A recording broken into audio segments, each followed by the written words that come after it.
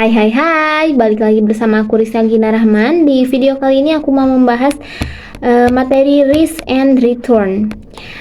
Jadi investasi merupakan salah satu cara untuk mengembangkan kekayaan dan mencapai tujuan finansial.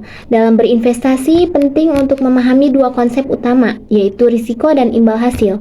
Prinsip dasar yang mengatur hubungan antara keduanya adalah high risk, high return, yang menunjukkan bahwa semakin tinggi risiko yang diambil, semakin besar potensi keuntungan yang dapat diperoleh. Adapun definisi dari keduanya, yaitu risiko dalam investasi adalah kemungkinan bahwa hasil aktual dari investasi akan berbeda dari yang diharapkan, termasuk kemungkinan kehilangan sebagian atau seluruh modal yang diinvestasikan.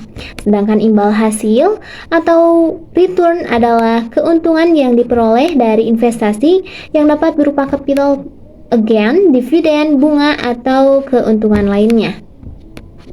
Adapun hubungan antara risiko dan imbal hasil seringkali digambarkan dalam bentuk kurva risk return. Kurva ini menunjukkan bahwa untuk setiap kenaikan return, investor harus bersiap menghadapi risiko yang semakin tinggi. Dengan kata lain, semakin besar risikonya, semakin besar pula potensi keuntungan yang bisa diperoleh. Contohnya, yang pertama, saham. Saham memiliki risiko tinggi dan potensi imbal hasil yang tinggi. Harga saham dapat berfluktuasi dengan cepat sehingga investor harus mempertimbangkan risiko dan keuntungan sebelum berinvestasi. Yang kedua, obligasi. Obligasi merupakan instrumen berisiko rendah dengan imbal hasil yang lebih rendah dibandingkan saham. Obligasi adalah surat berharga yang diterbitkan oleh perusahaan atau pemerintah. Yang ketiga, deposito. Instrumen investasi yang paling aman dengan risiko dan imbal hasil yang rendah. Cocok nih bagi investor yang mengutamakan keamanan modal. Untuk selanjutnya, indikator kinerja pasar saham atau indeks saham gabungan adalah indikator yang digunakan untuk mengukur kinerja pasar saham di Indonesia. IHSG ini mencerminkan kinerja seluruh saham yang tercatat di Bursa Efek Indonesia dan dapat digunakan untuk menghitung risiko sistematis dan kinerja yang disesuaikan dengan risiko.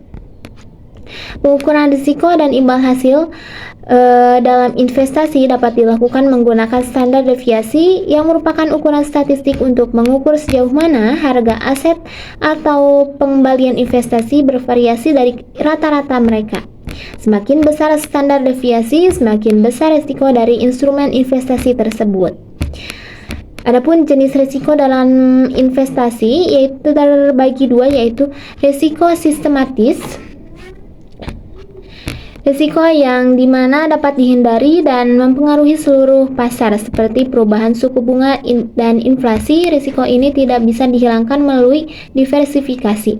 Yang kedua, risiko tidak sistematis, yaitu risiko yang terkait dengan perusahaan atau industri tertentu yang dapat diatasi dengan diversifikasi portofolio. Pentingnya diversifikasi adalah strategi utama yang digunakan oleh investor untuk mengelola risiko tanpa harus mengorbankan imbal hasil.